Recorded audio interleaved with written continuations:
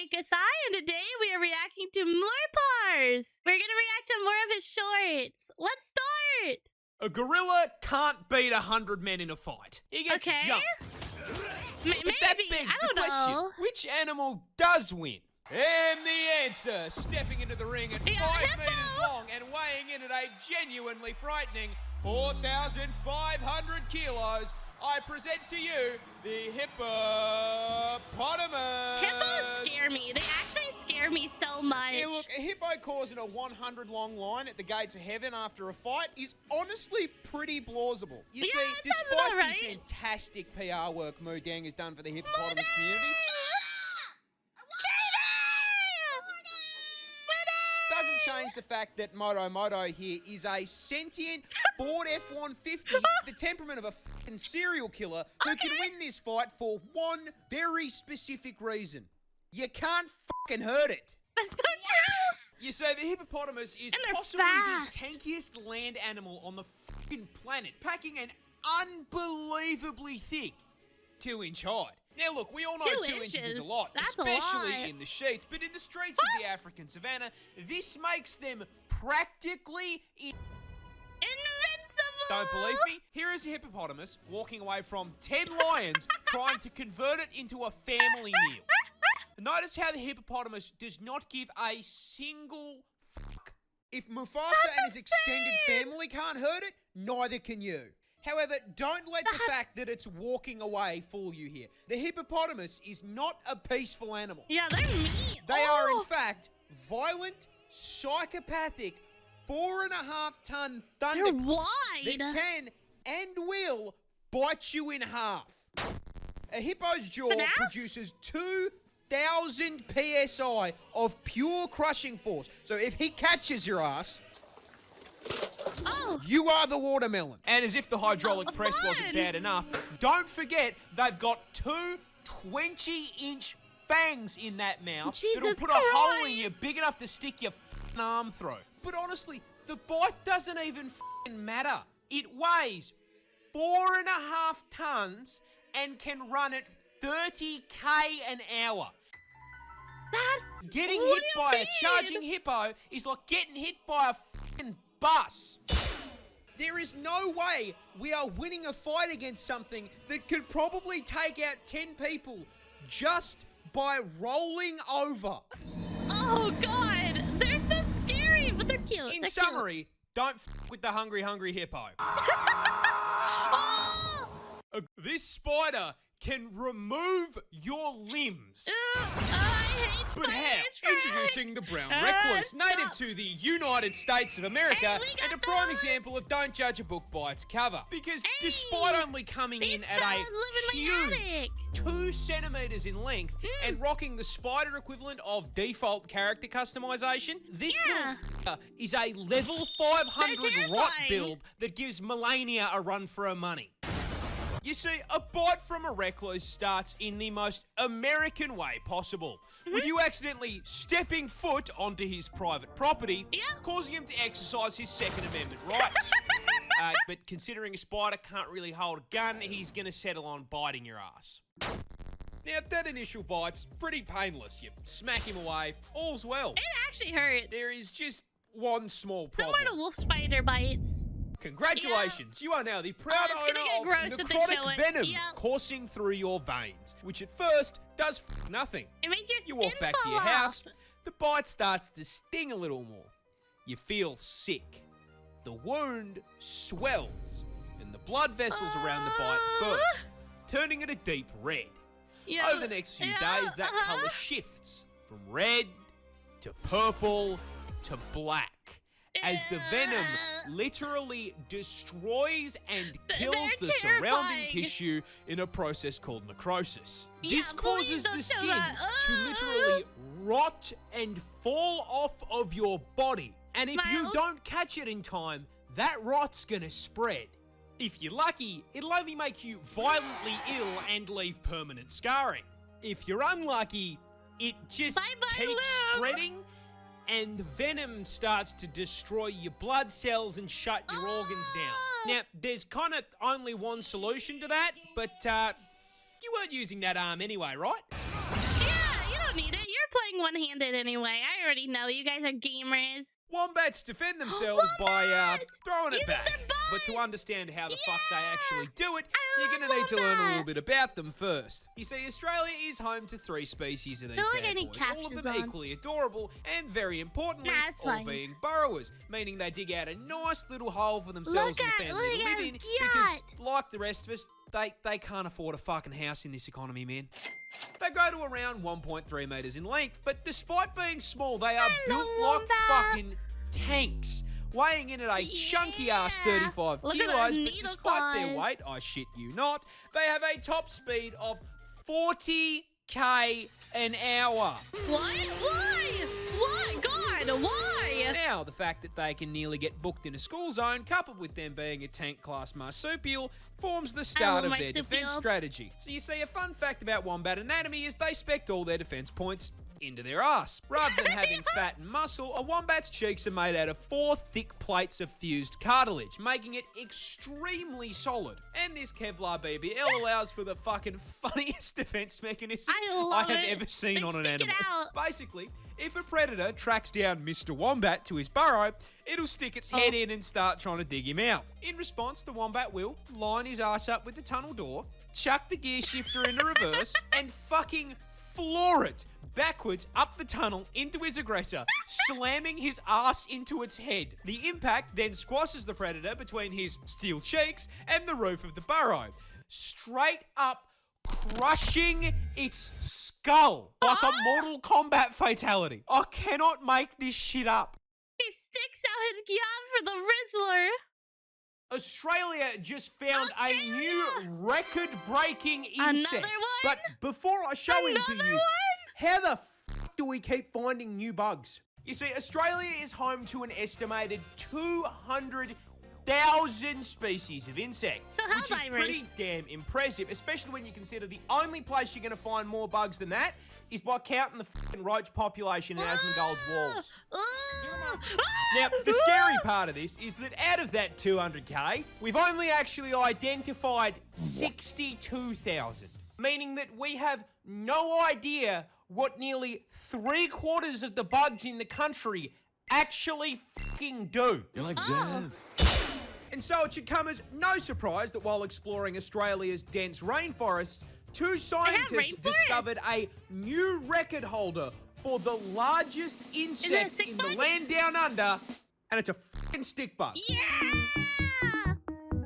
Introducing Acrophila alta, at and him! coming in at a full 40 centimeters and 44 grams in Bug! weight. I love stick I bugs. don't think that qualifies as a stick insect anymore. That's fucking Groot. It's a Australia's very own Erd tree avatar was discovered in Queensland. Because of course it fucking was. And What's despite happening in being enough Queensland? inches in length to make any man jealous, it's actually completely harmless. However, given how many oversized bugs we already have, if we find any more, I think they're gonna send the fucking Helldivers. Australia. I made that joke earlier. This bear was actually a Bear. soldier. What? But how? You see, it was 1942, and the 22nd Polish Artillery Company were passing through the mountains of Iran on their way to the front lines to fight the Nazis. While passing through a Okay. town on their way, they were stopped by a young Iranian shepherd looking to trade with them for rations and a Swiss Army knife. When the Poles asked what he had to offer in return, the young shepherd produced a burlap sack containing an orphaned Syrian brown bear cub. What? You see, this bear's mother was shot by hunters, which is how he ended up in a low-tech Pokeball being offered as a trade deal. The Polish looked at the bear and, clearly seeing the potential for insane dad lore, said, Damn good deal. and in the most worthwhile course, trade deal in of history, course. parted ways with their supplies in exchange for a f***ing Pokemon, adopting him into their Yeah! ranks and naming him Voytek. And the 22nd Voytek! immediately set about raising this little man as a proper bear and Oh, soldier. Look at him. Maggots. As a baby, they would feed him condensed milk out of an empty vodka bottle, as well as feeding him on the cartoon bear diet consisting of fruit, honey, and marmalade. They also appointed a soldier as his caretaker, who wasted no time in showing Voytek how to fit in with the rest of the army, teaching Yogi's little cousin to wave, salute, and even march. Huh?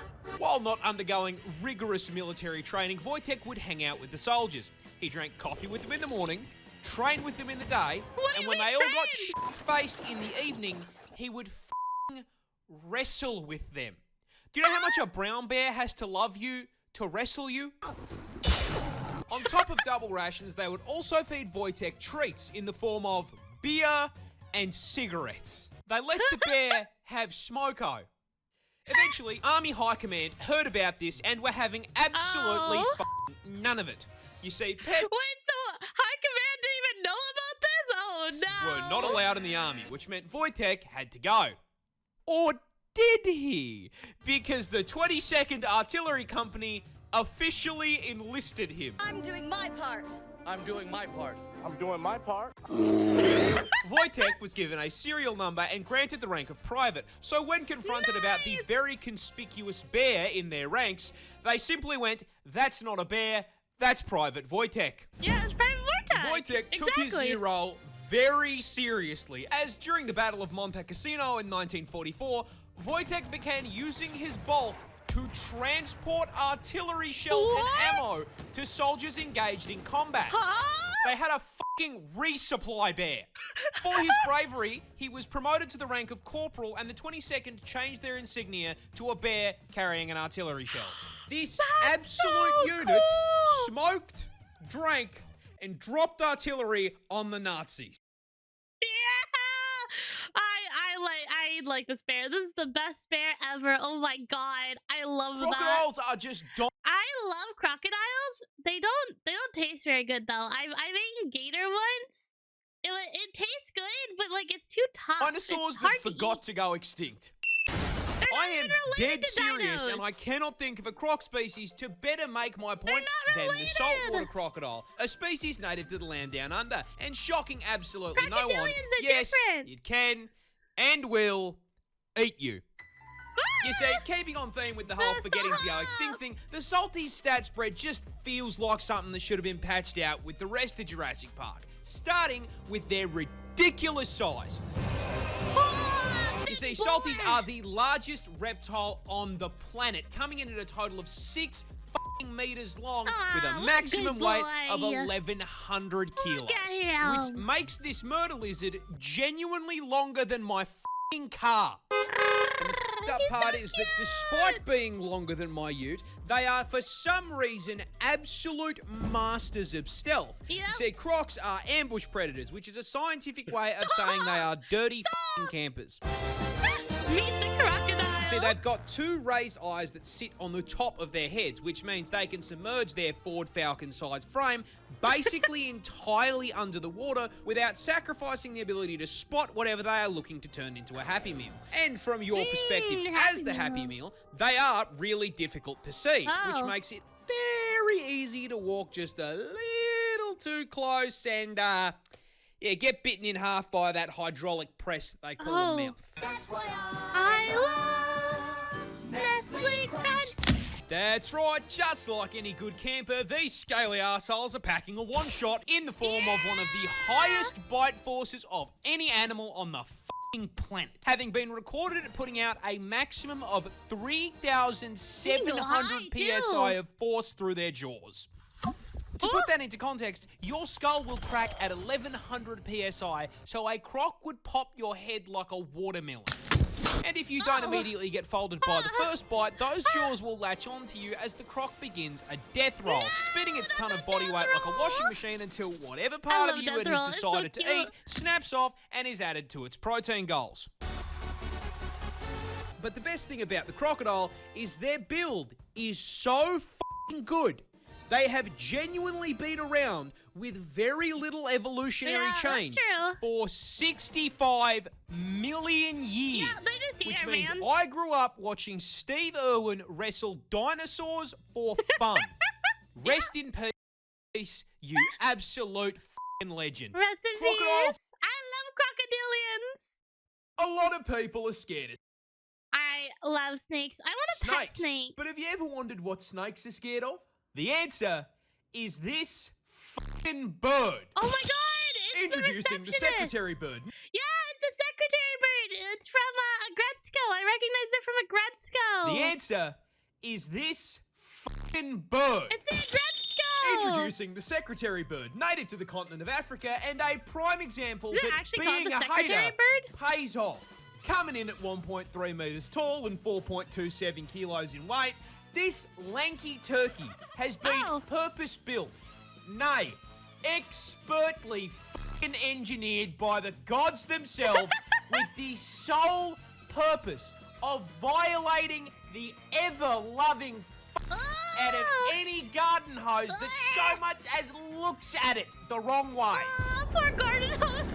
Oh You my see, God. these bad boys are birds of prey, but unlike their cousins in the same category, they are primarily terrestrial, which means they spend most of their time on the ground. This is because their preference for diet is sentient slithering sausages. Yeah. However, with this Ginger thing noodles. being endemic to Africa, their preferred meal also just happens to include some of the deadliest predators on the fucking planet. Does this stop the secretary bird?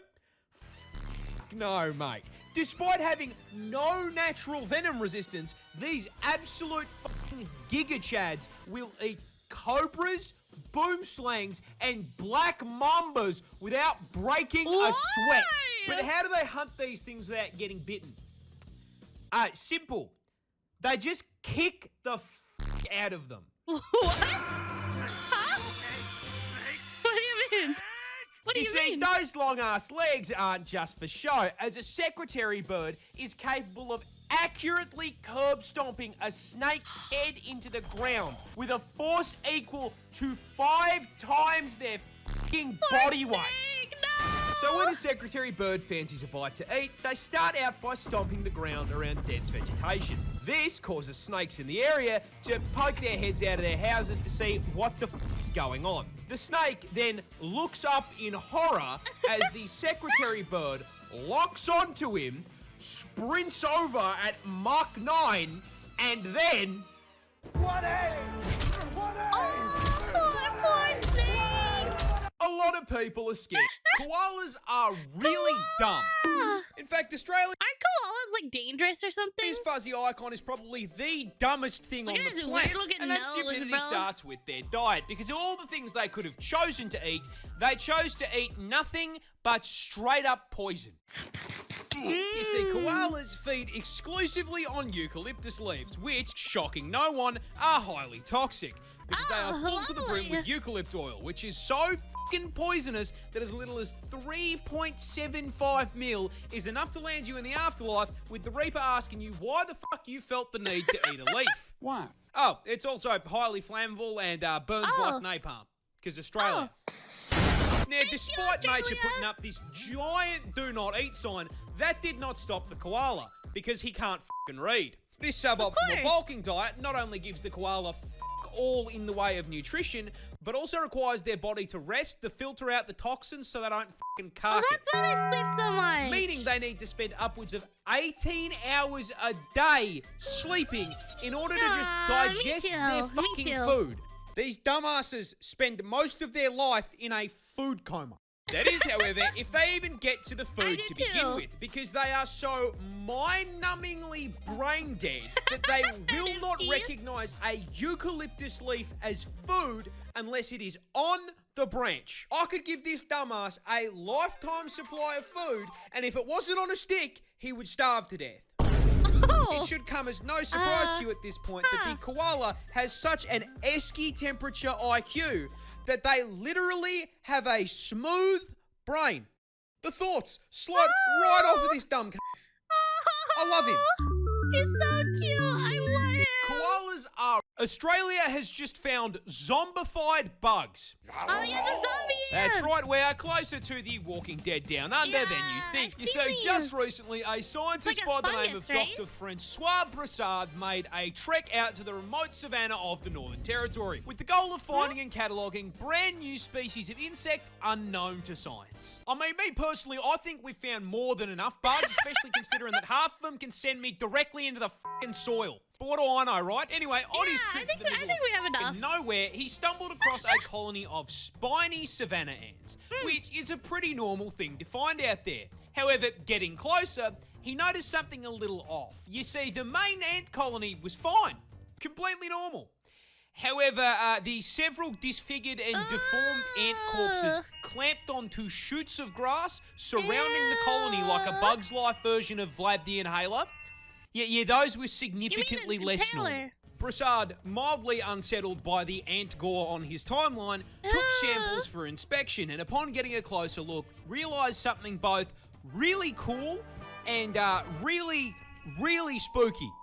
The ants had been overtaken by fungus. Big old red ones. More accurately, a previously unknown strain of the cordyceps fungus, infamous around the globe for its ability to create zombie bugs. And the way it does it is unbelievably horrific. You see, it begins with a spore landing on an ant and producing a thin rope-like strand that penetrates and attaches to their exoskeleton. At which point the ant gets a little timer on his hotbar, counting down to a family reunion with his ancestors. Once inside, the fungus begins to take control of the ant's body and brain function, completely changing their behaviour, replacing their colony-focused mindset with one single goal: climb. Its fungus-riddled mind drags its rapidly deteriorating body to the closest high point, which is usually a plant, with its final act being to clamp its mandibles onto the stem in a death grip. Finally succumbing to the infection and being completely consumed, its corpse blossoming into a fully grown cordyceps fungus and raining down spores onto the rest of the colony to continue the cycle of infection. Now look, I know this fungus is found elsewhere in the world, but it's a new strain and it was found in Australia. With my luck, I'm going to be playing The Last of Us against couch-sized spiders within the fucking week. Australia has Australia's not real, bro, I swear. We made it! We made it to the last... This is the last one. If you see this thing T-pose, run!